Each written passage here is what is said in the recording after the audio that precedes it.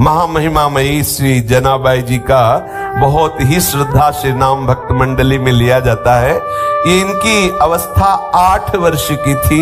ये अपने माता पिता के साथ पंढरपुर आई हुई थी। उसी 8 वर्ष की अवस्था में इन्होंने नामदेव जी महाराज के यहाँ सेवकाई स्वीकार कर ली। क्योंकि माता पिता बहुत ही गरीब घर के थे। पिता का शरीर पूरा हुआ, माता का शरीर पूरा हुआ कुछ ही दिनों में, तो इनके हृदय में एक बात आ गई, मेरा जीवन प्रभु के लिए है, तो कैसे मैं प्रभु को समर्पित हूं। तो अपने जीवन को प्रभु में समर्पित करने के लिए वहीं पंढरपुर में श्री नामदेव जी महाराज के घर में सेवकाई स्वीकार कर ली। भक्त की सेवकाई से प्रभु कितने प्रसन्न होते हैं।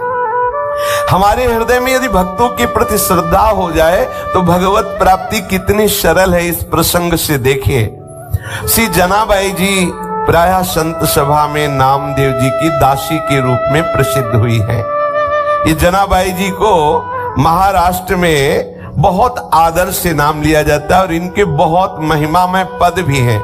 और ऐसी इनकी नाम में प्रीति हुई नामदेव जी के प्रभाव से कि बड़े बड़े सिद्ध संत जन इनका स्मरण करते थे। कबीर दास जी जैसे सिद्ध संत जनाबाई जी के चरणों में प्रणाम करते थे। ये नामदेव जी के संग की महिमा का प्रभाव। उनका जन्म गोदावरी तट पर गंगा खेड़ नामक एक ग्राम में हुआ था। इनके पिता का नाम दमा और माता का नाम करुंड था। बचपन में ही इनकी मां पधार गई और पिता जो इनको विट्ठल भगवान के दर्शन के लिए लाए, तो वहीं उनका भी शरीर पूरा हुआ और ये नामदेव जी के चरणों में समर्पित हो गई। इनके हृदय में एक बात आई कि प्रभु की प्राप्ति का उपाय एक ही है, कोई भक्त प्रसन्न हो जाए, कोई भक्त मुझे अपना के दे। और भगवान इस बात की बाट जो होते रहते हैं, जब तक कोई भक्त प्रभु के अनुराग में जो डूबा हुआ है वो अपना नहीं कहता, तब तक प्रभु हृदय से नहीं लगाते। जनाबाई जी के हृदय में भगवत प्रेरणा से बात आ गई थी कि कोई भक्त हम पर कृपा कर दे तो हमें भगवान का साक्षात्कार हो जाए। इसलिए उन्होंने सेवकाई स्वीकार कर ली नामदेव जी के यहाँ, और अन्य आश्रय कोई रह नहीं गया था। नामदेव जी निरंतर भजन परायण, निरंतर नाम में डूबे रहते थे। नामदेव जी जैसे महात्मा की सेवकाई मिल जाए, ये तो प्रभु की सेवकाई से भी बढ़कर के है। अब जनाबाई जी के हृदय में एक ही बात थी कि मैं नामदेव जी को प्रसन्न कर लूं। नामदेव जी के पूरे परिवार के कपड़े धोना, पूरे परिवार के लिए आटा पीसना, पूरे परिवार के लिए भोग तैयार करना, पूरे परिवार के लिए हर समय अपने प्राणों को समर्पित किए हुए तन्मयता पूर्वक सेवा करना। बर्तन मांज रही हैं, कपड़ा धो के ला रही हैं, झाड़ू पोछा कर रही हैं। आप सोचो, पूरे परिवार की स्वयं सेवा करती। उनकी सेवा में एक बड़ा आनंद प्रकट होने लगा। वो इस भाव से कि नामदेव जी की जिस दिन कृपा दृष्टि हो गई उस दिन मुझे भगवत साक्षात्कार हो जाएगा। अब नामदेव जी की सेवा प्रभाव से निरंतर नाम चलने लगा। भजन न हो संग बिनु। देखो, संग हुआ, अब चेष्टा नहीं करनी पड़ रही। जो नामदेव जी जप करते थे, वही जो कीर्तन करते थे, वही जनाबाई कीर्तन करने लगी, नाम स्मरण करने लगी। नाम स्मरण करते करते कभी जैसे पोछा लगा रही, एकदम हाथ रुक गए, अश्रु चलने लगा, प्रभु के लिए विकलता प्रकट होने लगी, भाव दशाएं उनकी आने लगी। श्री जनाबाई जी के हृदय में विट्ठल भगवान के प्रति प्रबल आसक्ति होने लगी। जब कभी सेवा से अवसर मिलता, मंदिर में जाती, ठाकुर जी को देखती ही रहती, और देखते देखते एकदम विकलता होती तो रोने लगती, एकदम आनंद बढ़ता तो नाचने लगती। ऐसी दशा जनाबाई जी की श्री नामदेव जी की सेवा से होने लगी। जनाबाई जी जब झाड़ू देती, बर्तन मांजती, कपड़े धोती, जल भरती, चक्की पीसती, ये सभी कार्य करते हुए सावधानी ये रखती कि सेवा में त्रुटि न हो और नाम विस्मरण न हो। ऐसे जनाबाई श्री नामदेव जी की सेवा में मगन रहने लगी।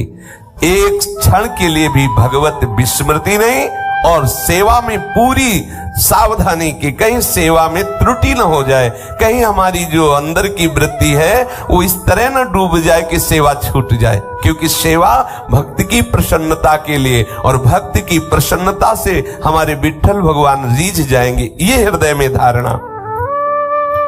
और भगवान नाम का ऐसा प्रभाव हुआ कि अब उनके आंसू नहीं रुकते। सोहनी लगा रहे अश्रु प्रवाह हो रहा, बर्तन मांज रहे अश्रु प्रवाह हो रहा। देखो कैसी कृपा हुई भक्त संग की, जिसकी बड़े बड़े साधु जन उपासक जन आकांक्षा करते, वो जनाबाई को प्राप्त हो रहा है। वो कभी रोते रोते सेवा करते करते एकदम व्याकुल हो जाती, हा विठ्ठल, हा विठ्ठल, हा पांडुरंगा, ऐसे पुकार पड़ती। प्रभु के लिए प्रत्येक चेष्टा करने वाले के हृदय में विकलता आ ही जाती है। जहां थोड़ी चेष्टाएं प्रभु के लिए है और थोड़ी चेष्टाएं स्वसुख वांछा की है, उपासक है, लेकिन ये व्याकुलता नहीं आएगी। जैसे प्रश्न होता है कि हम प्रभु के लिए कब व्याकुल होंगे, तो पकड़ो ये बात, जो भी आप सेवा, चेष्टा, व्यापार, नौकरी, व्यवहार जो भी करते हैं वो प्रभु की प्रसन्नता के लिए सांगोपांग करें। और सावधानी ये रहे कि अंदर से भगवत स्मृति का तार ना टूटने पावे। फिर आप देखना सेवा करते करते व्याकुलता आने लगेगी, आप विकल होकर बीच में एकदम पुकार उठेंगे, हा प्रभु कब मिलोगे। ये व्याकुलता तभी आती है।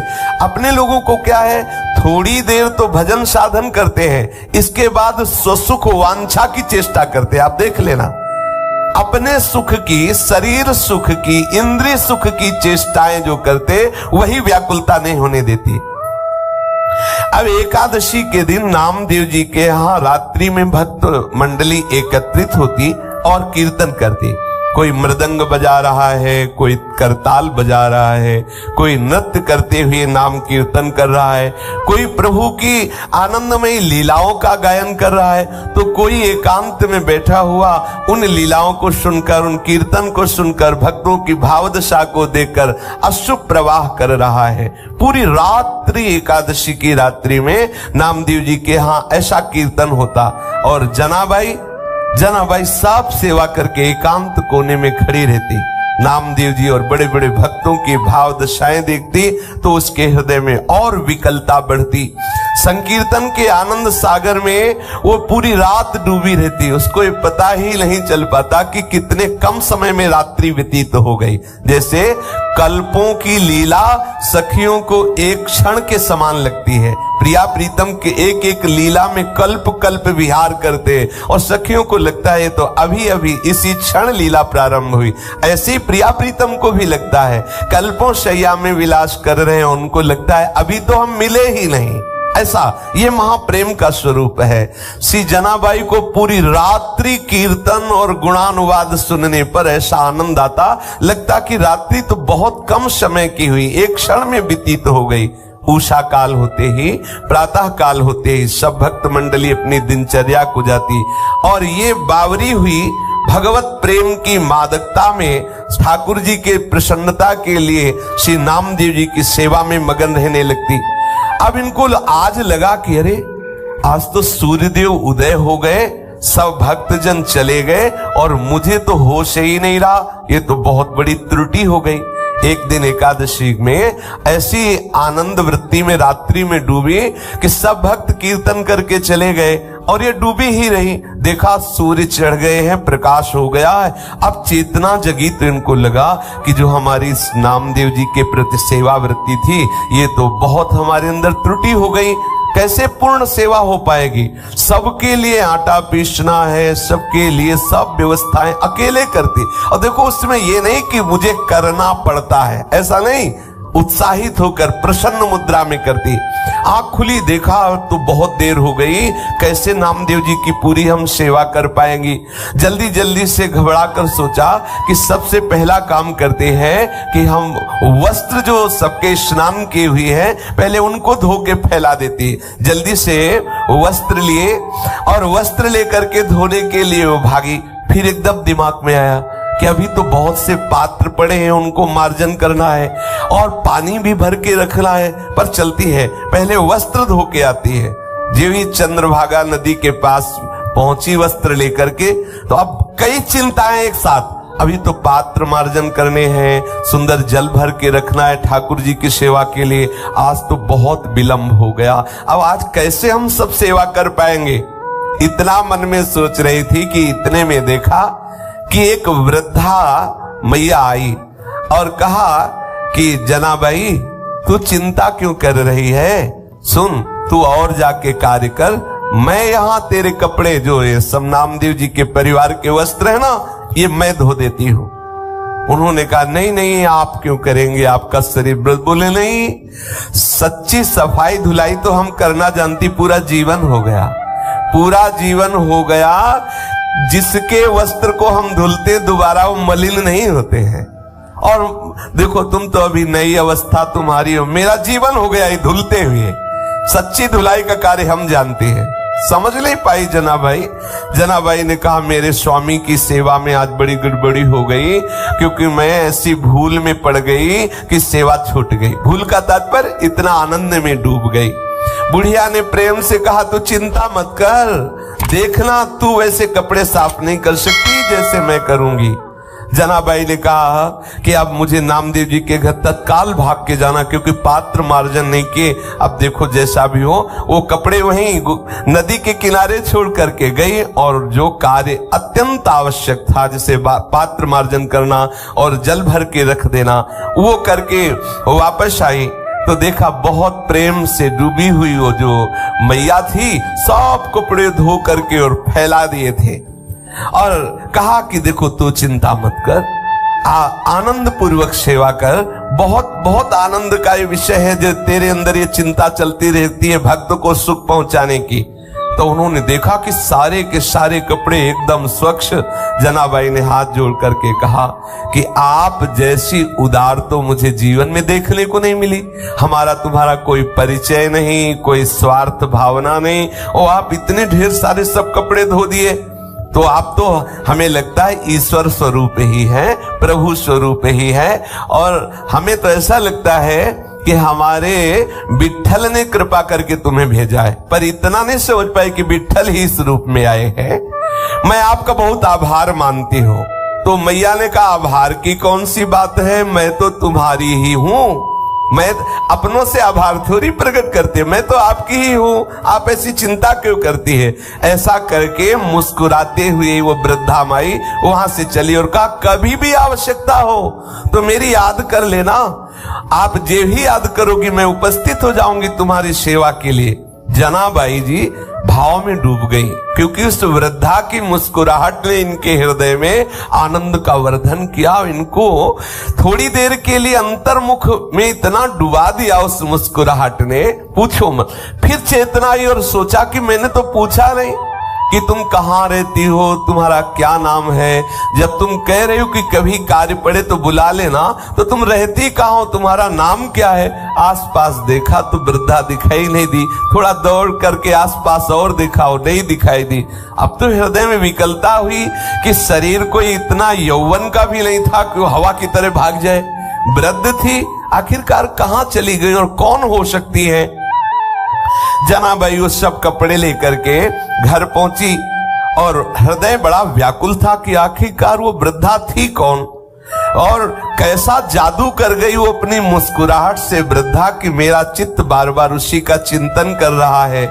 जनाबाई गदगद कंठ से नामदेव जी के समीप गई और पूरी घटना सुनाई कि आज ऐसा ऐसा हुआ। नामदेव जी ने तत्काल जनाबाई जी से कहा रे और कोई नहीं था, वो तो विट्ठल थे, कोई दूसरा नहीं था, वो तो विट्ठल थे, ये तो विट्ठल थे, तेरे को बड़भाग्नि बनाने के लिए आए। लेकिन अरे इतना विट्ठल प्यार करते हैं तेरे से कि सब कपड़े धो दिए। उनको भी संकोच हुआ कि कपड़े तो हमारे ही सब थे। देखो आराध्य देव ने अपने सेवक के कपड़े प्रक्षालन किए। कैसी भक्ति का महामहिमा में स्वरूप है। श्री नामदेव जी ने कहा जनाबाई तेरे तो अहोभाग्य, कैसी तेरे ऊपर ठाकुर की अनुग्रह वृष्टि हुई, तू समझ नहीं पाई। अब तो जनाबाई के हृदय में और प्रणय कोप बढ़ गया। अच्छा आए भी तो ऐसे छलिया रूपरेख और ऐसे अपने पास भी आते, पक्का समझ लेना वो किसी न किसी रूप से अपने अनुरागी जनों से मिलते हैं। अपने लोगों को एक ही दृष्टि रखनी चाहिए कि कहीं ये प्रभु इस रूप में तो नहीं आ गए। हर समय सावधान रहना। हमारे सदगुरुदेव भगवान कहते हैं कि प्रभु के शरणागत जन जो हैं, जो प्रभु में अपना संपूर्ण समर्पण किए हैं, प्रभु रोज उनसे मिलते हैं। लेकिन जिस दिन आपके हृदय में व्याकुलता आ जाएगी उसी दिन आपको परिचय मिलेगा कि वो आपसे रोज मिलते हैं। तो हृदय में बैठाना चाहिए, प्रभु मुझसे रोज मिलते हैं और किसी न किसी रूप में मिलते हैं, पर हम बहिर्मुख है ना, इसलिए हम पहचान नहीं पाते। अब जनाबाई रोने लगी कि हाय है, इतने छलिया हो कि आप आए भी और हमें परिचय भी नहीं मिल पाया, और दूसरी बात मेरे लिए आपने कष्ट सहा, मेरे लिए इतने ढेर सारे कपड़े धोए। अब तो और हृदय में प्रेम की विकलता बढ़ने लगी। प्रभु सदैव अपने भक्त के पीछे पीछे डोलते हैं। जो परम स्वतंत्र ईश्वर है उनको भी अगर कोई बांध सका, उनको परतंत्र कर सका तो ये भक्त जन है। अहम भक्त पराधीनो। अब तो प्रेम पीड़ा में विकल होकर के जनाबाई सेवा करने लगी। स्वयं मूर्तिमान होकर के प्रभु जनाबाई जी के साथ चक्की पीसते आकर के, एक बार नहीं बहुत सेवाएं। जनाबाई जी प्रेम में मगन होकर सोहनी लगा रही है, कूड़ा का ढेर लगाया, और जब कूड़ा भरने के लिए आई तो देखा टोकरी में लिए हुए प्रभु कूड़ा भर रहे। अब बुढ़िया के रूप में नहीं आते, अब साक्षात विट्ठल के रूप में आते। अगर जनाबाई नामदेव जी के यहाँ उनको सुख पहुंचाने के लिए, उनको भोग बनाने के लिए आटा पीस रही चक्की में, तो चक्की में आटा पीसते हुए कभी कभी वो पद गाते हुए भाव में डूब जाती, तो चक्की रुक जाती, तो ठाकुर जी बैठ के चक्की पीसते। जनाबाई पद गायन करते हुए डूबी हुई है, और क्योंकि सेवा में त्रुटि न हो इसलिए ठाकुर जी समीप आकर के चक्की पीसने लगते। जनाबाई का अभंग सुनते रहते और जनाबाई जी प्रेम में मगन होती। सी जनाबाई जी घर में सोहनी लगा रही तो कचरा उठाते साक्षात विट्ठल भगवान। अपनी टोकरी को सर पे रखे हुए पीछे पीछे जनाबाई के डोलते, जहां जाओ झाड़ करके कूड़ा एकत्रित करती, सोहनी लगा के ठाकुर जी कूड़ा भरते। कैसी भक्ति की अद्भुत महिमा! भक्त की भक्ति से कैसे प्रभु अधीन हो जाते हैं। आहा! और बार बार विट्ठल जी यही कहते जनाबाई जी से कि मैं तुम्हारा ऋणी हूं। जनी मेहड़े बिठो बाला काय उतराई हो तुला, मैं कैसे तुमसे उऋण हो सकता हूं जनाबाई, तुम मेरे भक्त नामदेव जी की सेवा करते हो, मैं तुम्हारा ऋणी हूं, मैं तुम्हारा ये ऋण कैसे चुकाऊं ये मुझे बता दो। कैसी अधीनता स्वीकार किए हुए है जनाबाई। अगर धान ओखली में कूट रही है तो प्रभु सामने खड़े मुस्कुरा रहे। अब बताओ ऐसी सेवा करनी पड़े तो क्या परेशानी। धान कूट रहे, सामने विट्ठल खड़े मुस्कुरा रहे। चक्की पीस रहे, भाव में डूब रहे, ठाकुर जी चक्की पीस रहे। वो सोहनी लगा रही तो ठाकुर जी कूड़ा भर करके टोकरी अपने माथे पे रखे। जानती हो ये कैसे हुआ? ये हुआ भक्त की आराधना से, नामदेव जी की कृपा से। इसीलिए लिखा दासी जनी। जब मैं नामदेव जी की दासी बनी, उनकी सेवा की, तो मैंने देख पाया कि द्वैत दूसरा कोई है नहीं, एकमात्र मेरा विट्ठल चराचर में व्याप्त है। संपूर्ण कलाओं से युक्त जो श्री कृष्ण है वो सदैव मेरे सहयोग में है, मेरी सेवा में मेरे समीप है। ये मैं नामदेव जी की दासता से जान पाई। दासी जनी पाहे डोलाम, प्रभु मेरे पीछे पीछे डोल रहा है केवल नामदेव जी की दासता के कारण। एक दिन श्री विट्ठल भगवान के गले का जो बहुत महंगा हीरो से जटित पदक आभूषण था ग्रीवा का, वो चोरी हो गया। और मंदिर में जनाबाई जी सेवा हेतु जाया ही करती थी, तो ऐसी कुछ लीला बनी कि सबको संदेह हो गया जो वहां मंदिर में सेवा में थे कि और कोई नहीं, जनाबाई जी ने ही वो रत्न पदक जो ग्रीवा का आभूषण है वो चोरी कर लिया। अब तो ये बात फैलने लगी। ये ऐसी लीलाएं प्रतिकूलता की होती है भक्तों के जीवन में।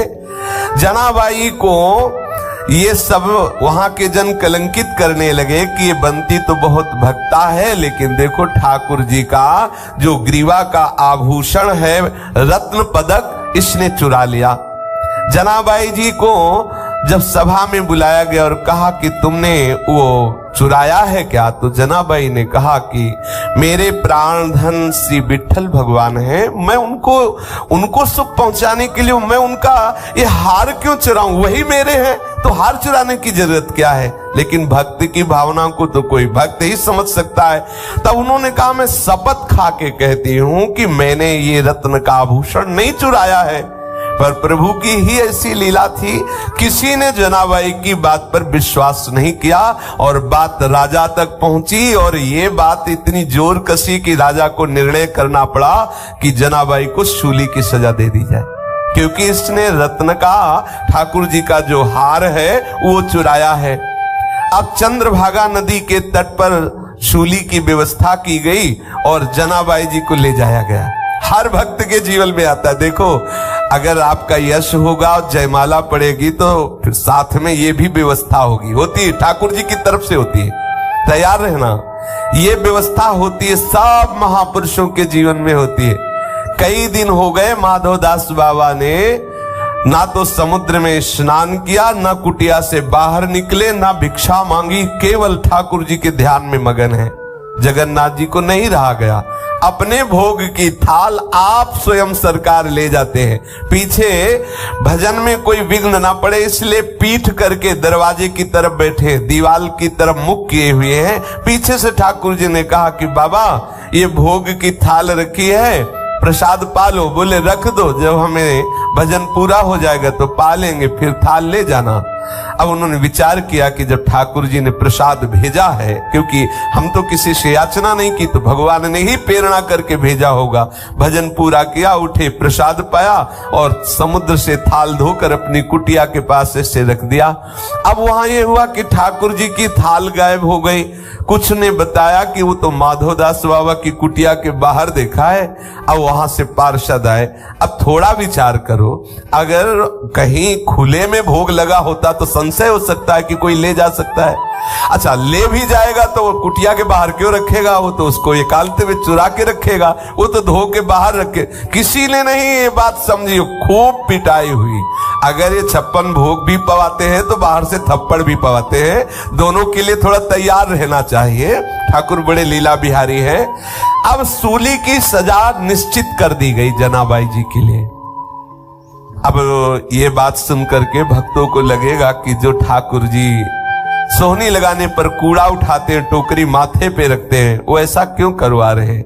कि वो दिखाते हैं कि मेरे भक्त की ऐसी स्थिति होती है कि जिस माथे पे चंदन चढ़े, फूल माला चढ़े तो उनको कोई सुख नहीं, और गड़ासा चले तो कोई दुख नहीं। दिखा दिया महापुरुषों, यही पूज्यपाद सिवड़िया बाबा जी को दिखा दिया, यही वृंदावन में ही, कि मनो फूल और चंदन के मस्तक पर भगवान की तरह उनका अभिषेक होता और उसी मस्तक पर क्रूर कर्मी ने प्रहार किया, कई कई इंच तक गड़ास। ये महापुरुषों ने दिखा दिया, करके दिखा दिया। अब सूली पर चढ़ाने के लिए उनको बांध करके जनाबाई के हाथ ले जाया गया चंद्रभागा नदी के तट पर। जब जनाबाई ने देखा बस सूली पे चढ़ाया ही जा रहा है तो बस हृदय से की बहुत बढ़िया, जैसे विठ्ठल आपकी इच्छा, और बस विठ्ठल विठ्ठल विठ्ठल विठ्ठल विठ्ठल। जैसे जैसे वो बोलती विठ्ठल विठ्ठल वैसे सूली पिघलती जाती, जैसे मोम को आंच लगा दे तो पिघलती चली जाए, ऐसे वो आंख मूंदे। वो ये नहीं चाह रही थी कि सूली पिघले, वो तो इसलिए विठ्ठल विठ्ठल पुकार रही थी कि अब शरीर का अंत है और मैं विठ्ठल की दिव्य सेवा में जा रही हूं, इसलिए विठ्ठल विठ्ठल। जैसे ही बोलती विठ्ठल विठ्ठल विठ्ठल, वो सूली गलती चली जाती और पानी की तरह पिघल गई। सूली नाम की वहां कोई चीज नजर नहीं आई।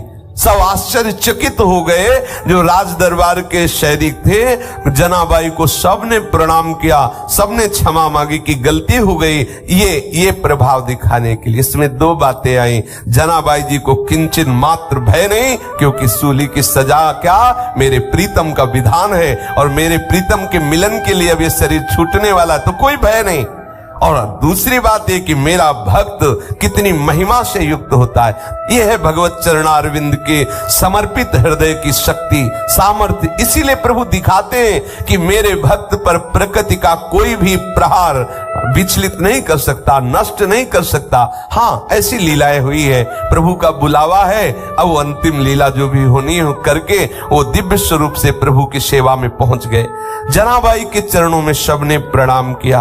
जनाबाई ऐसे भाव से मगन रहती अब तो कि बिल्कुल शरीर की शुद्धि न रहती, और उस स्थिति में सेवा के लिए जैसे कंडे थापती ना, तो कंडे से निकलता विठल विठल। ये आश्चर्य की बात है, किसी चैतन्य शरीर को छू दे और फिर वो बोले कृष्ण हरि राधा, तो अच्छा है, बढ़िया, कितना बढ़िया प्रभाव। लेकिन जड़ कंडा, उसमें कोई वाणी तो है नहीं, लेकिन कंडे से विठल विठल निकलता। एक बार कबीरदास जी महाराज श्री नामदेव जी के दर्शन करने जा रहे थे, तो उन्होंने समीप में देखा कि कुछ शोरगुल हो रहा है, तो ऐसे कौतुकवश पूछा, यहाँ क्या हो रहा है? बोले जनाबाई से कोई स्त्री लड़ रही है। क्यों लड़ रही? अच्छा, जनाबाई कौन? बोले नामदेव जी की सेवा में रहती है वो बाई जी। तो और नजदीक गए तो क्या इस लड़ाई क्या हो रही? बोले कंडे पर। तो उनको विचार आया कि कंडे पर लड़ाई, भक्त के द्वारा कंडे पर लड़ाई। तो ऐसी आनंद मगन होकर के सुन रहे थे। वो कह रही थी कंडा मेरे। जनाबाई ने कहा नहीं मेरे कंडा है। तो बोले तेरे कंडा की पहचान क्या है? बोले कान में लगा के देखो कंडा बोल रहा है विठल विठल विठल। ये आश्चर्य की बात, ये आश्चर्य की बात। नाम जड़ वस्तु से गूंजने लगा। कैसी स्थिति भक्त सेवा के प्रभाव से आई। कबीरदास जी ने भी कान में कंडा लगाया कि आखिरकार ये सामने वाली स्त्री जो कह रही है कि हाँ हाँ इनके कंडे से तो विठल विठल ने, कबीरदास जी ने भी लगा के देखा विठल विठल विठल। जनाबाई जी के चरणों में प्रणाम किया कि जिस महान भागवत की सेवा में रहने वाली दासी के ऐसे महामहिमा में परमाणु है, छू लिया जड़ वस्तु को तो वो विठल विठल बोल रही है। श्री जनाबाई जी श्री कबीरदास जी को देख करके बहुत आनंदित हुए। कबीरदास जी आश्चर्यचकित हुए कि क्या ऐसी भी भक्ति होती है कि जड़ वस्तु को छू ले तो भगवान नाम स्फुरित हो जाए। नामदेव जी के साथ जनाबाई जी की ऐसी तन्मयता हो गई कि संवत 14 से 7 में नामदेव जी ने समाधि ली, तो ठीक उसी दिन कीर्तन करते हुए जनाबाई विठल भगवान में विलीन हो गई, कीर्तन करते हुए। तो जो भक्त जन है वो तीर्थी कुर्वन्ति तीर्थानी, जो उनके चरणों का आश्रय ले ले तो संपूर्ण हृदय के विकार नष्ट करके भगवत अनुराग में रंग देते हैं।